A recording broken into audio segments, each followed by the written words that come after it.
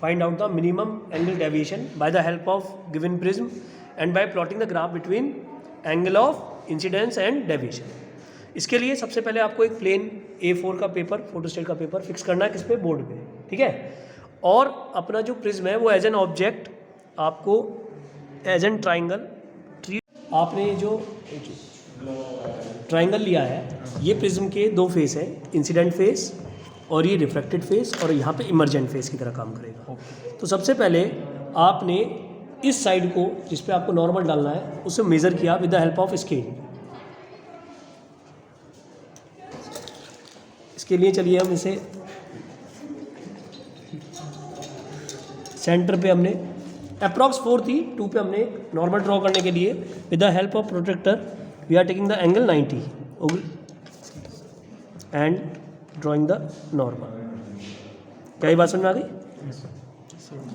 अगर ये आपका नॉर्मल है तो आपको इस पे इंसिडेंट रे चाहिए, और इंसिडेंट रे नॉर्मल से किसी ना किसी एंगल पे होती है।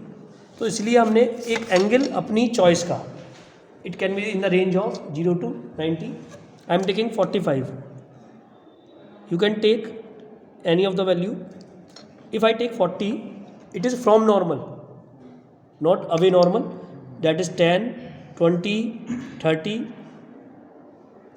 मतलब जहाँ पे आप 50 देख रहे हैं वहाँ पे 40 का एंगल सेलेक्ट हुआ आपको, ठीक है। That is your incident ray, we can say angle I, that is your normal and N dash, okay. Now to continue this and to see the ray in the path of the prism, we take a pins on that incident ray so that we can assure that ray will pass through the prism. You can fix by a needle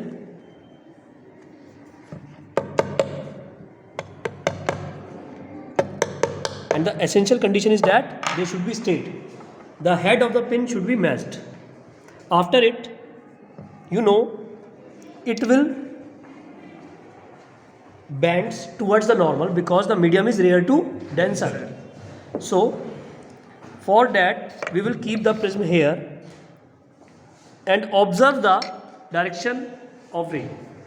From this direction we can see the pin's head is coming towards that direction. You can see, all of you, सभी बच्चे देख सकते हैं pin की जो direction है इस तरफ आ रही होगी, जबकि जानी चाहिए थी सीधी। चेक करिए, आ रही है आपकी तरफ? Yes sir. आ रही है आपकी तरफ? यस। तो आपको ये पता लग गया कि अगर प्रिज्म है तो प्रिज्म की अवेलेबिलिटी के कारण ये आपकी जो डायरेक्शन है आपकी तरफ आ रही है। तो आपको क्या करना है, इसे आगे बढ़ा देना है। कैसे? दूसरे 3 पिन लगाकर, जिससे कि एश्योर हो जाएं कि आपकी तरफ ये डायरेक्शन इंक्रीज हो रही है इसकी। So I am putting the pins, okay, but you have to assure that now the new pin will be in the line of old pin.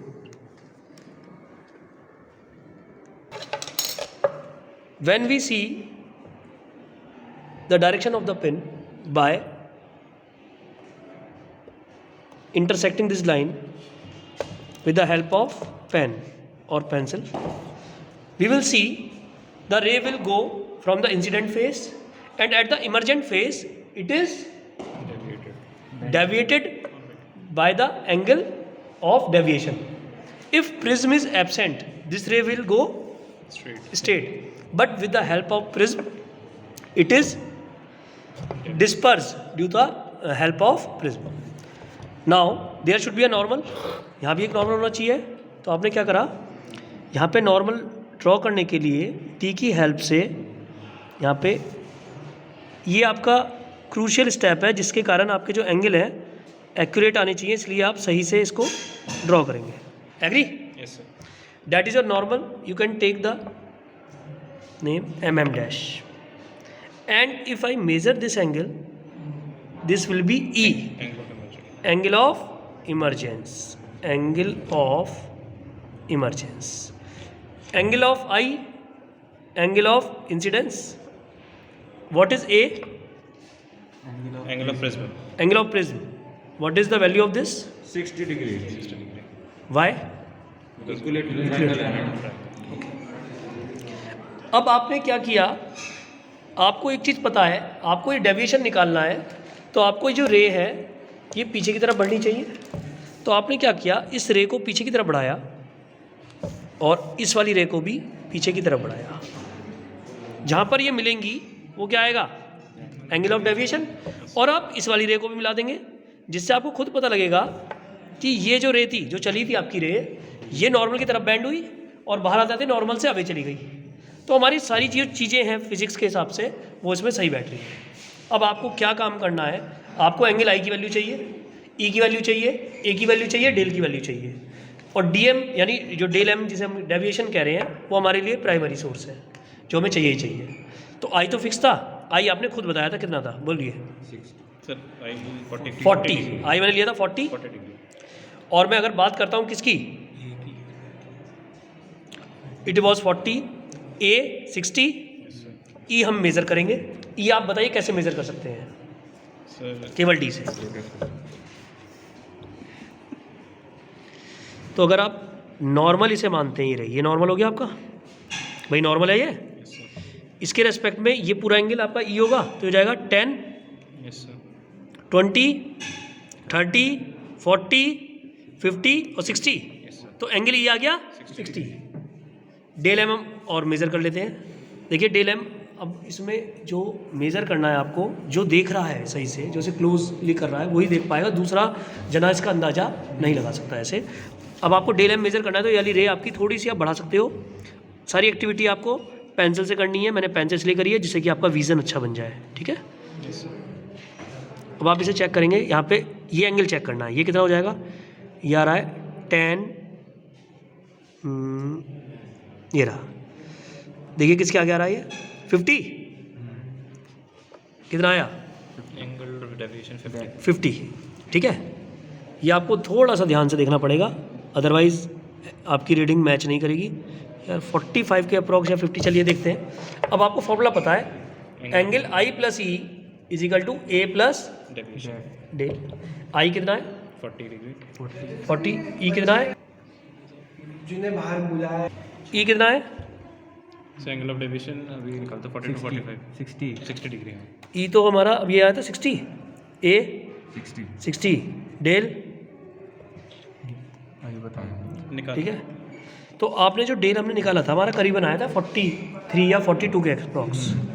तो डेल एम हो जाएगा 100 - 60, ये आ गया आपका। तो जब आप इसे ऑब्जर्व कर रहे हैं तो आप देख पा रहे हैं जो प्रैक्टिकली आपने ड्रॉ किया है या ऑब्टेन किया है वही आपको थियोरेटिकली मिल रहा है। तो that is a angle of deviation for the given angle of incidence. We can obtain the different readings between I and del and can plot the graph between D and I. D यहाँ deviation है, I यहाँ incidence है। तो आपको एक graph मिलेगा जो पहले डिक्रीजिंग होगा फिर इंक्रीजिंग होगा। ये इस बात को एश्योर करेगा जैसे जैसे इंसिडेंस बढ़ेगा आपका डेविएशन कम होगा। किसी एक वैल्यू पर जहाँ पर इसका मिनिमम, जहाँ पे इसका पीक मिलता है, that is obtain minimum deviation. फिर ये ग्राफ आपका दोबारा इंक्रीज होगा। तो ये इस बात की श्योरिटी है कि हमेशा मिनिमम डेविएशन एक ही पॉइंट पे मिलता है, ना कि बहुत सारे पॉइंट पे, अदरवाइज आपका ग्राफ कुछ इस तरीके से होता है, ठीक है। ओके।